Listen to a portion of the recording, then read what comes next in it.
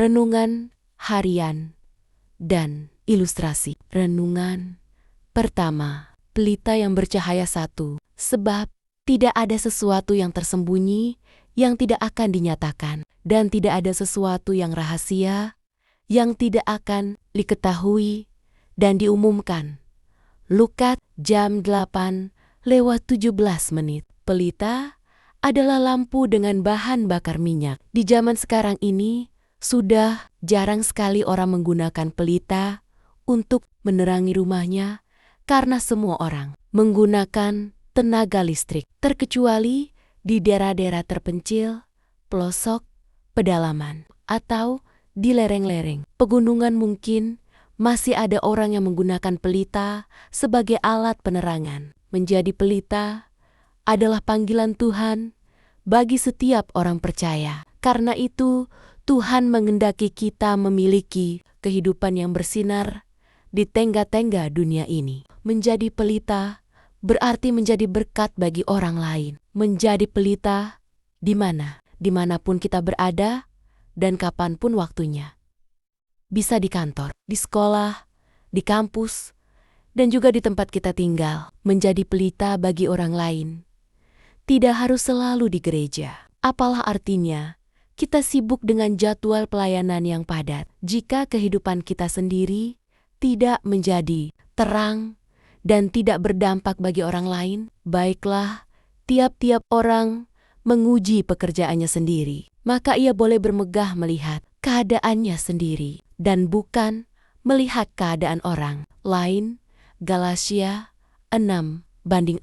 Ketika pelita dinyalakan, sumbunya akan semakin terbakar. Artinya, menyatakan kerugian bagi orang yang menyalakan pelita itu. Jadi ada harga yang harus kita bayar untuk menjadi pelita bagi orang lain. Kita harus siap untuk berkorban dan rugi. Jika kita menyayangkan hal itu, maka pelita tidak akan pernah menyala. Alkitab menyatakan, barang siapa ingin menjadi besar di antara kamu, hendaklah ia menjadi pelayanmu. Dan barang siapa ingin menjadi terkemuka di antara kamu, hendaklah ia menjadi hambamu. Matius 20:26-27. Menjadi pelita berarti harus rela menjadi hamba dan pelayan bagi orang lain, sebagaimana Tuhan Yesus teladankan bagi kita.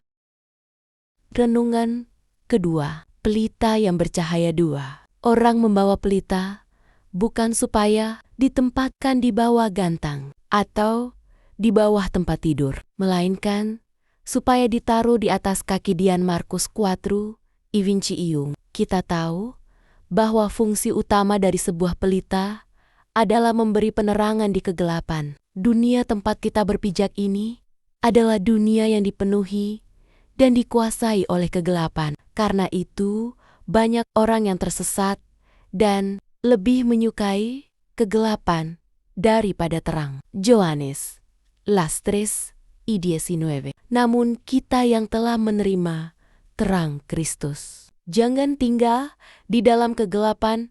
Pas sambar teri pawatainar. Pawarta ditapul seru pawartainar. Pawarta seru pawatawarta. Pate pawatato. Pala pawartawa. Pawate pawapawar. Pawa sepawa tala. Pawa paloa. Pawa pawar. Pawa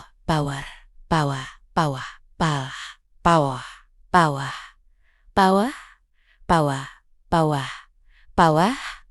Pawa. Jalankan fungsi sebagai pelita yang memancarkan cahaya. Selain berguna sebagai penerangan, orang membawa pelita di tengah kegelapan malam dengan tujuan supaya tidak mengalami kedinginan. Dalam hal ini, pelita juga berfungsi untuk menghangatkan tubuh. Begitulah seharusnya keberadaan orang percaya di tengah dunia ini, yaitu mampu menghadirkan kehangatan dan keteduhan bagi orang-orang di sekitarnya. Sebab dunia saat ini telah menjadi dingin, maka kasih kebanyakan orang pun akan menjadi dingin. Manusia akan mencintai dirinya sendiri, tidak tahu berterima kasih, tidak tahu mengasihi, tidak mau berdamai, Tutmosis 3, 2-4. Mampukah kita tampil sebagai pribadi yang berbeda, yang menghasilkan buah roh, kasih, sukacita, damai sejahtera, kesabaran, kemurahan, kebaikan, kesetiaan, kelemah lembutan, penguasaan diri. Galatia 5, 22-23. Di samping itu, biasanya orang menggunakan pelita ketika sedang mencari sesuatu yang hilang atau tersembunyi. Orang-orang dunia saat ini telah kehilangan banyak hal.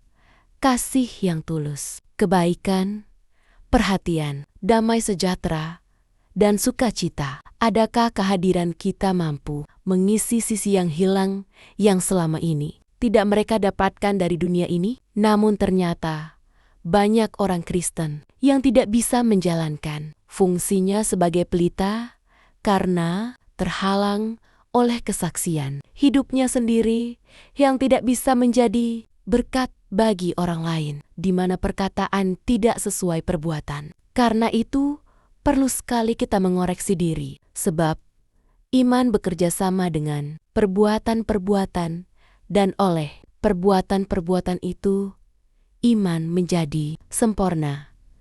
Yakobus jam 2:22. Demikianlah hendaknya terangmu bercahaya di depan orang, supaya mereka melihat perbuatanmu yang baik dan memuliakan Bapamu yang di sorga. Matius 5:16.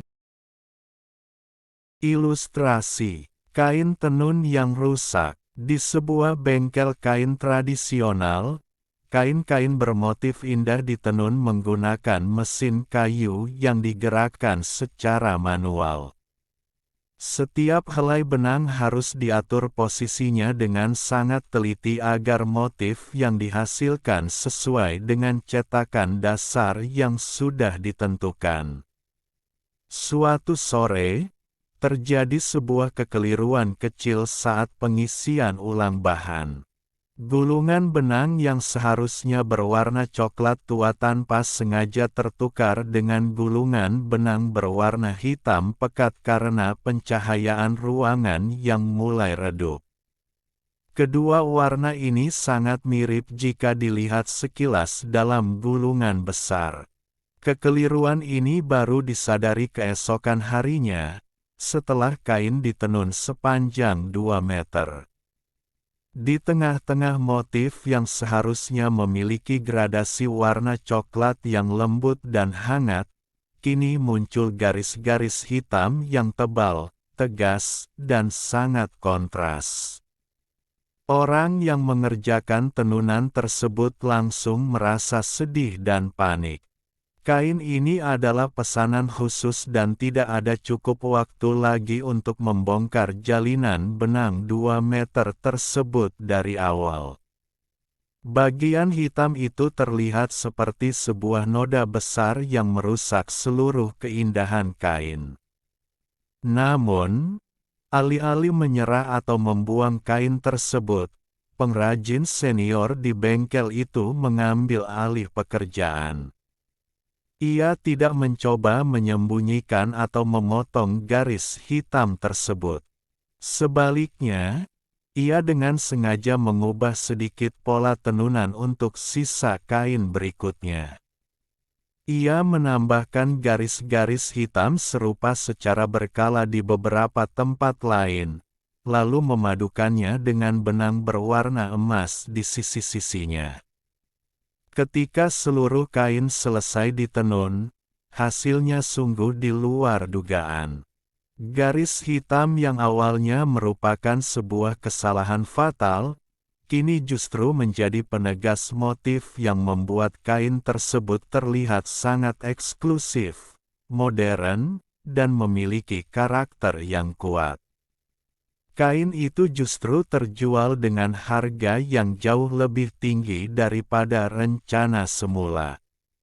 Dalam hidup ini, kita semua pasti pernah membuat kesalahan, mengalami kegagalan, atau menghadapi peristiwa buruk yang tidak kita inginkan, sesuatu yang terasa seperti noda hitam yang merusak rencana rapi yang sudah kita susun untuk masa depan.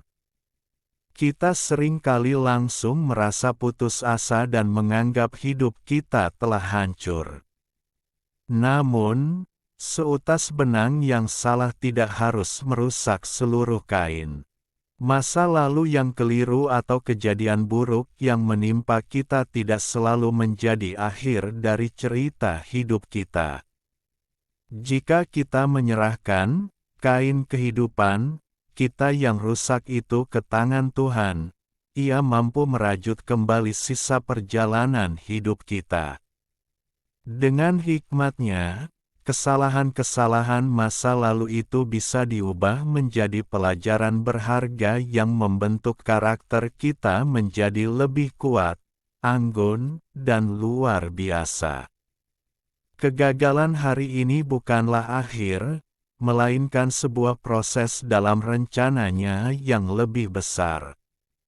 Sebab aku ini mengetahui rancangan-rancangan apa yang ada padaku mengenai kamu, demikianlah firman Tuhan, yaitu rancangan damai sejahtera dan bukan rancangan kecelakaan, untuk memberikan kepadamu hari depan yang penuh harapan. Yeremia 29:11